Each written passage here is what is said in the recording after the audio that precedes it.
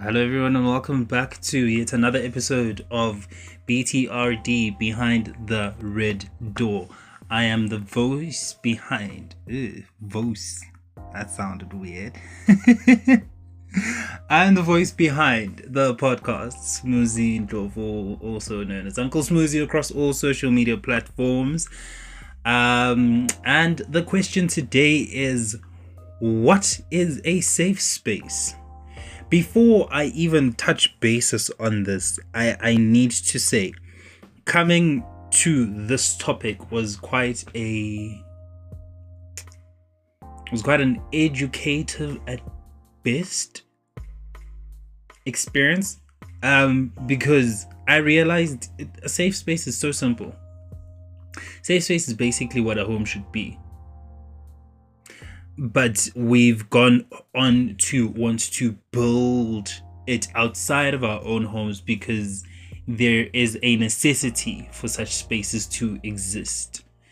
So, I've written down a few talking points, but as per usual, I'd like to go through the associations of the color red and just try and see if there are any that may be able to link to today's particular topic. So we've got sacrifice, danger, courage. We have heat, passion, activity, sexuality, anger, love, and joy. So I think of the many: sacrifice, danger, courage, passion, love, and joy. Those would then take on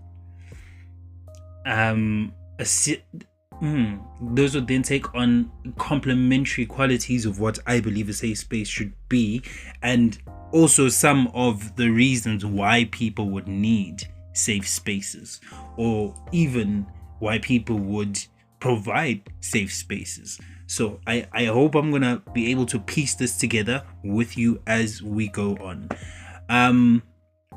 Right. So I went ahead and I tried to find out what were the key components and characteristics of a safe space. And then I just have a few questions that I want to go through, really, more than anything, to try and see if I don't have all the answers, and I'm hoping you can maybe help me fill in the dots as well.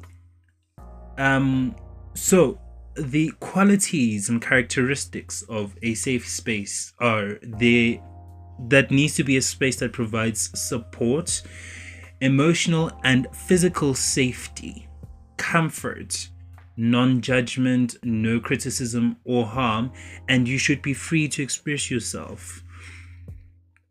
Now, the characteristics that I also managed to find, and I will go over these, I guess, in detail to try and speak to each point.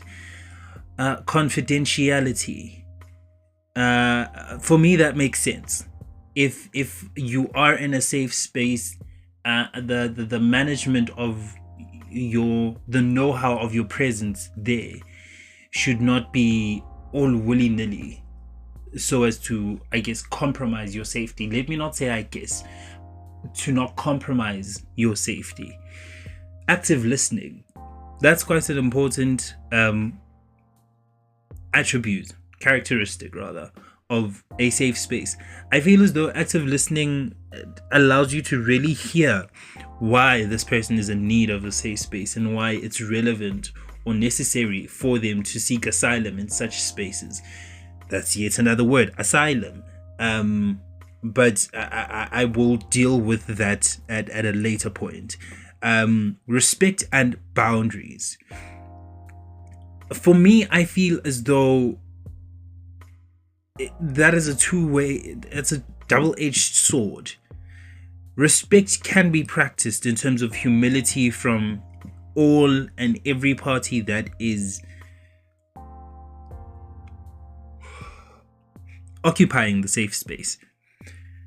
With boundaries, I don't know. I feel like there's a fine line between boundaries and personal preferences and triggers. And look, if I respect you, then that should be enough. It should set enough boundaries to say, I will not intentionally upset you. I will not trigger you. I will not bring you any harm. I will not speak ill of you. I will not seek to harm you in any physical or emotional way. I will not. Yeah, I guess for me, because once we say boundaries, now we're allowing people to make their own rules of engagement, of which, yes, everyone is allowed to kind of set up how they would like to be interacted with in a particular space. But that also leaves room for a whole lot of segregation, because in individualism there is also a lot of loopholes where people can use that to poke as others. But other characteristics that I feel kind of speak against that are non-discriminatory environments and non-marginalization. That could not roll off the tongue easily. Open communication. Now that is a crucial characteristic that I feel should be practiced more often. It really needs to be practiced more often, because how regularly do people actually just utilize verbal communication to put across a message, to reach a consensus or conclusion or agreement? There always has to be an argument or fight or physical altercation before people are willing to sit down and discuss things out. And then empathy and understanding. I feel as though that was taken care of under respect. It really shouldn't have to be a spoken thing. However, for clarity's sake, I'm glad that I was able to find that under the characteristics. Now, I want to speak to, I guess, spaces that I wish I saw more of, and that were more taken seriously by society as a whole. Safe spaces for women. We still have a lot of abuse instances in the home, in the workplace, in leisurely environments, in public spaces. I'm yet to hear people advocate yet again for women before we have the 16 days of activism. Oh goodness, activism against gender-based violence. Men's safe spaces. We are currently coming to a close of Men's Health Month, which is June, and that also coincides with Pride Month. I have not seen a lot of awareness. I've not seen a lot of spaces that accommodate safety for men. Instead, it's kind of a take it to the chin, chap, and let that be that. Religious grouping and their safe spaces. I think churches count as said safe spaces. However, even within the walls of those buildings, other people are left at a disadvantage because it does not play to their particular identification of safe, if I could put it that way. A lot of marginalization, a lot of discrimination, a lot of disrespect, a lot of conflict, a lot of criticism and harm, a lot of emotional and physical damage. It takes place in any of these three environments that I've listed. Still have, I think, 5 more points, that I want to go through. There's marginalized people, be it people of color, be it people of a certain orientation, be it people of a race, be it people of a certain dialect, it may be an integrated race, yet the dialect is different according to maybe region. So many of these things are concerning to me, because at one point we will preach safe spaces, but what I'm seeing is, as a fellow queer man, I'm not taking away from the fight that's being fought to say that there needs to be more safe spaces for queer people. However, can we not take away from the discussion that's at the table to say we still need to cater for people experiencing xenophobia? Yes, homophobic spaces. We still need to cater for non-abusive spaces for kids. Be it in school against bullying, be it in the household against parental abuse, be it in the streets from kidnapping, abduction, and all of these things. It's not like we can really segregate people or separate them for the sake of keeping them in a safe space.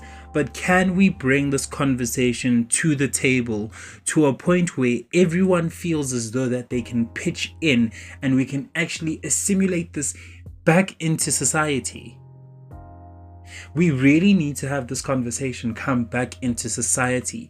The norms, social P's and Q's, the culture that we follow as any form of society needs to encompass an essence or an embodiment of a safe space.